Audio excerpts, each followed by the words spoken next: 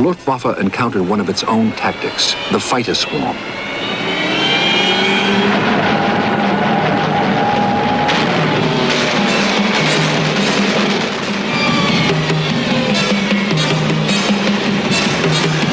As the Red Army moved to the offensive, the Red Air Force more and more denied its enemies the advantage of air power.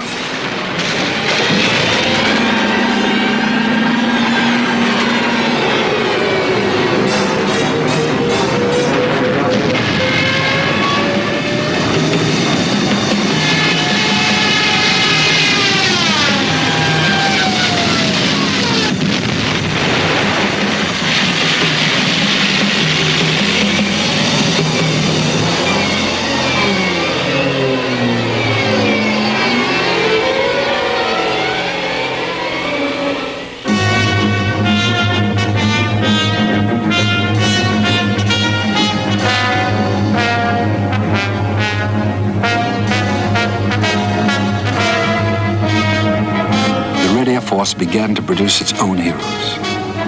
A victory is celebrated. First mission, first kill. A moment of glory for a 19-year-old.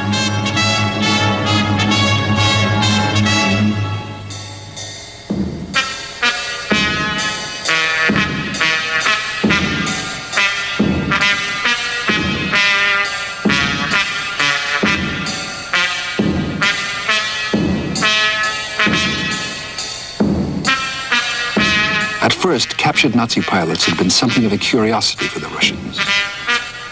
Later, they became a familiar sight.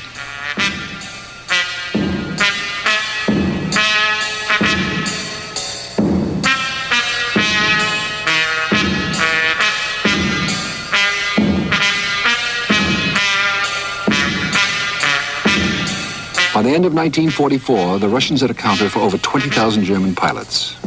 The Luftwaffe was drained. Life for Russian pilots was much the same as it was on any airfield.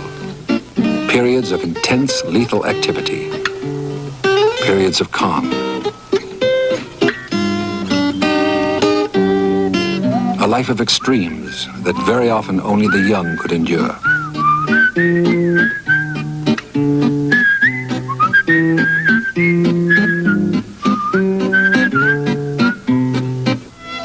Nearly 200,000 pilots were given awards for valor. 2,420 of them became heroes of the Soviet Union, the equivalent of the Medal of Honor.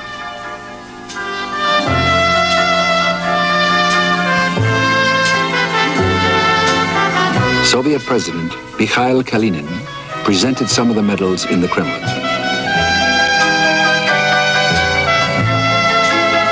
More often, the pilots received them besides their aircraft on the combat fields. And sometimes the awards were a mother's only consolation. Some of the recipients were Frenchmen fighting in the Soviet Union.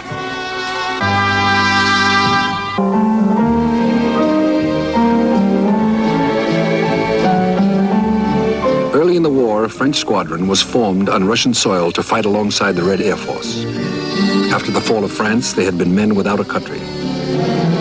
The Russians gave them planes and a cause. They called themselves the Normandy Squadron.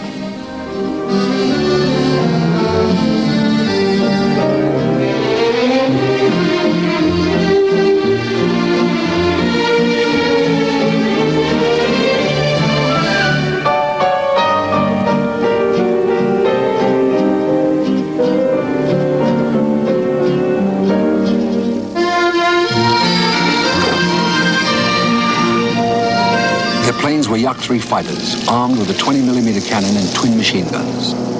The Yaks were superior to the Messerschmitt 109s and the Focke-Wulf 190s of the Luftwaffe.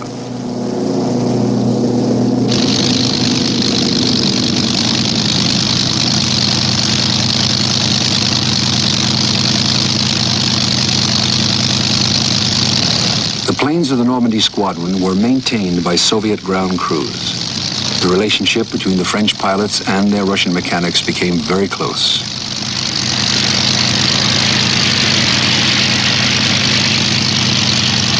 Maurice Fassain was one of the pilots. Ivan Belosub, his mechanic. Together they became a legend.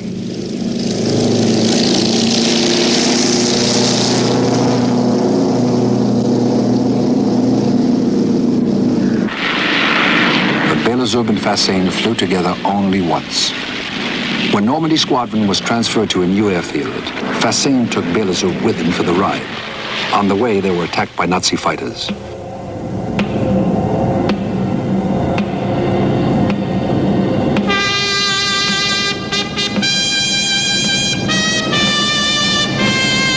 Beelzebub had no parachute. Base headquarters ordered Fassin to bail out. He refused. He tried to land the plane to save his Russian friend. Neither survived.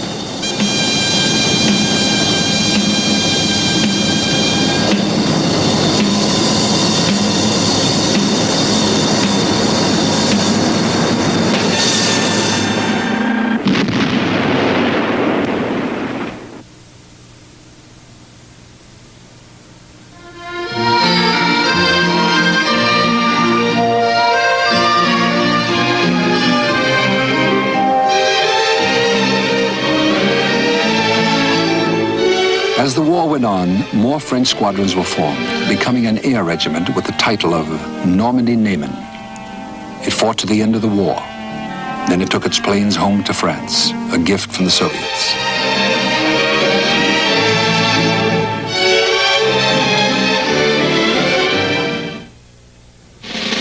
The Unknown War will be back after this. War in the Air. One of the most formidable of all Soviet fighter pilots was young Alexander Pokrishkin. Pokrishkin became one of the Red Air Force's most famous aces. Among the planes Pokrishkin flew was an American Airacobra P-39.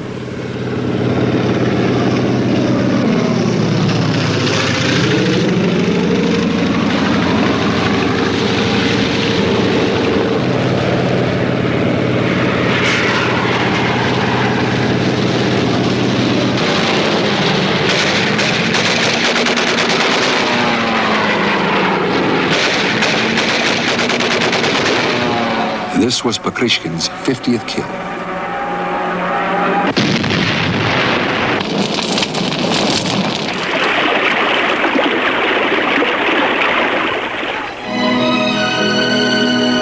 Pokrishkin chalked up a total of 60 victories, an ace by any standards.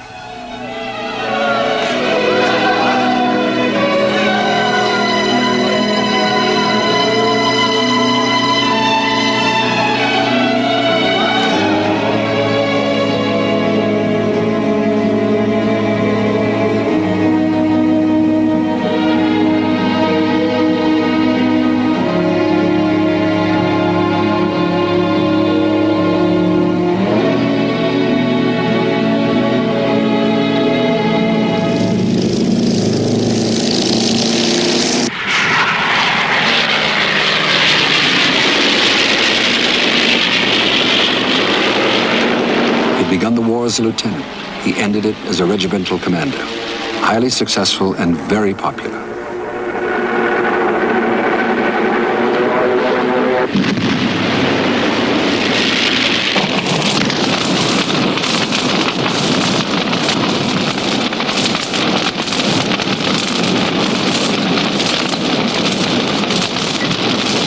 Early in 1945, Pokrishkin was made a hero of the Soviet Union for the third time. Pokrishkin came from Novosibirsk, in the center of the Soviet Union. Before the war, he had been a worker at the combine factory, so his return as a hero was a cause for celebration.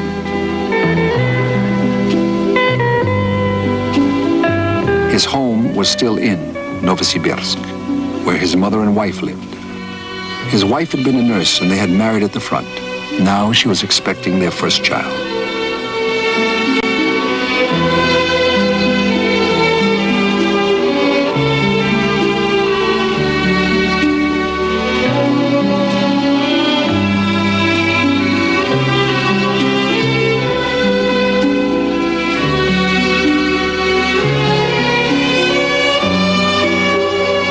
It was a short furlough. Like all furloughs, far too short.